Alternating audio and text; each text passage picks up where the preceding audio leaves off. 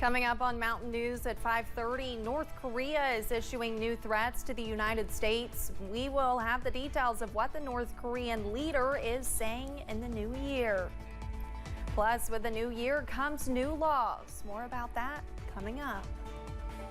Plus, we are mainly dry in the short term, but changes are possible by this weekend. Your forecast on the way as Mountain News at 5:30 starts now.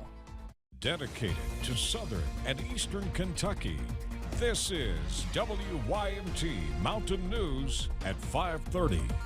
Good evening, I'm Olivia Calfee. North Korean leader Kim Jongun has kicked off 2024 with a dire warning to the U.S. This could be the first of many such news-making headlines coming from the leader as Americans prepare to go to the polls this year to choose a president. CBS's Natalie Brand has more details from Washington, D.C. North Korean leader Kim Jong-un rang in the new year with a rally, hours after threatening to thoroughly annihilate the U.S. and South Korea if provoked. During a meeting to set state goals for the new year, Kim vowed to launch 3 additional military spy satellites, produce more nuclear material, and introduce attack drones in 2024.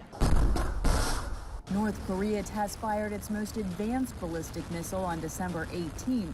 That exhibited range to hit anywhere in the U.S., according to Japan and South Korea. Kim suggested he'll intensify weapons tests ahead of the U.S. presidential election.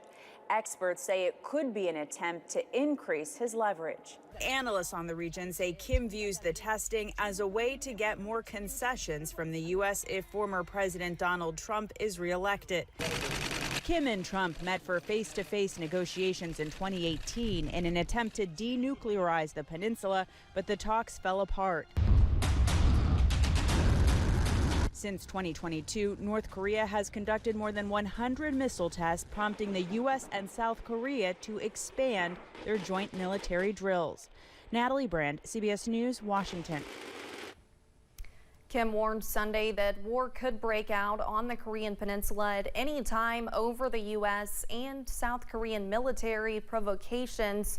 South Korea's president used his New Year's address to say he will strengthen the military's capabilities to respond to North Korea's nuclear threat. Israel has begun demobilizing some of its army reservists fighting in Gaza in order to give them a break and prepare for the long war ahead. The Hamas-run Help Ministry reports the death toll is nearing 22,000 people in the war-torn territory of Gaza. Israeli Prime Minister Benjamin Netanyahu said the war against Hamas, which began with a brutal attack on Israel on October 7th, will continue for many more months until Hamas is eliminated and the hostages are returned. Back here at home, a violent start to the new year in Louisville as police are investigating several shootings across the city. LMPD was called to the Waffle House on Dixie Highway this afternoon around noon for a shooting. Police believe the victim will survive their injuries. LMPD has detained a person and is questioning them. Police are still trying to determine the relationship between the parties involved. An 11-year-old from Indiana is back home after being kidnapped. On Saturday, the car involved in the abduction was spotted at this gas station in Iowa County, Wisconsin. Police eventually pulled over the car and rescued the child. The 3 adults inside the vehicle, all from South Dakota, were taken into custody.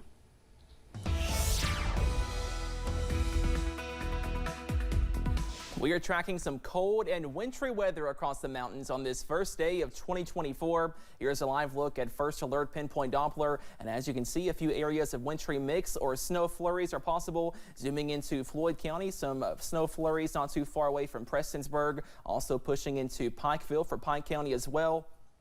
And a few more snow flurries close to McKee in Jackson County, also not too far away from Rockcastle County at this hour as well. For most of us, we are dry, also cloudy and cool. Here's a live look from I-64 in Rowan County. That current temperature is barely above freezing at 36 degrees. Some of us are below freezing at this hour, down to 28 for Wise, 33 in Pikeville, and 35 over in London. So we are cool as we go into this evening, and those overnight lows are once again frigid as you wake up on Tuesday in the upper 20s and lower 30s, but some improvements on the way by tomorrow before possibly that next weather system by this weekend. Timing out that forecast in just a few minutes.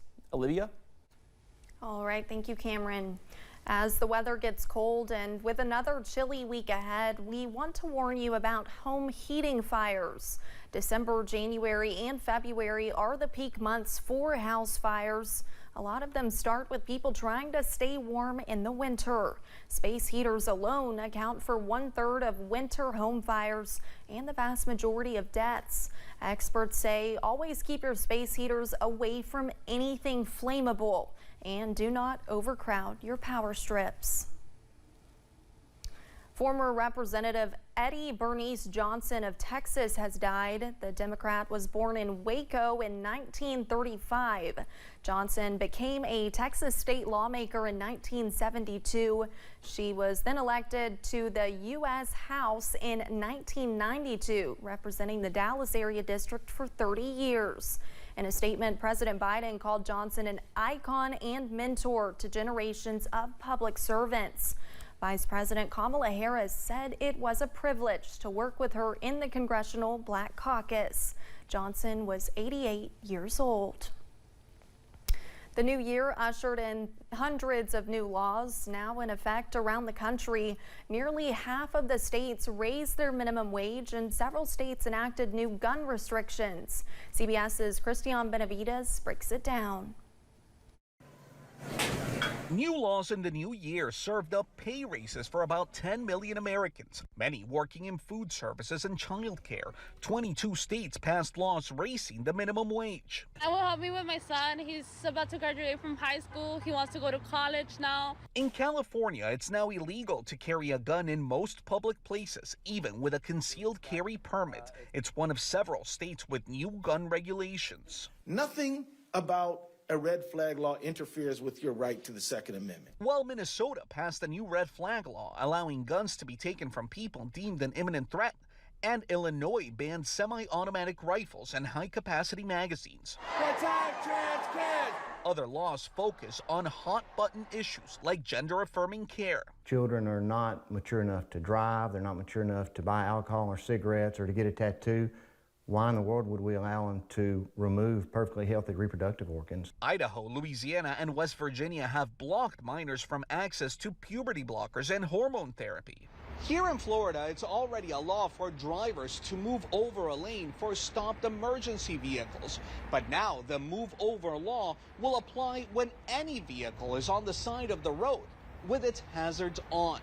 And a warning for porch pirates. Anyone caught stealing packages left outside in Pennsylvania could now face felony charges. Christian Benavides, CBS News, Miami.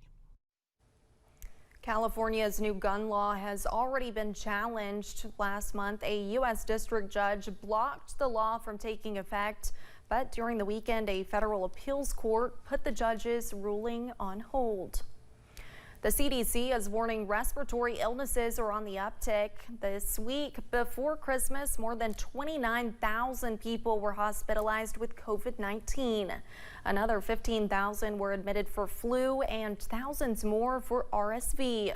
Wastewater analysis shows more COVID-19 in the environment than this time last year. COVID hospitalizations jumped 17% in 1 week. RSV is slowing in some parts of the country, but is still showing elevated hospitalization rates. Coming up on Mountain News at 5:30, have you designated where your money will go after you pass away?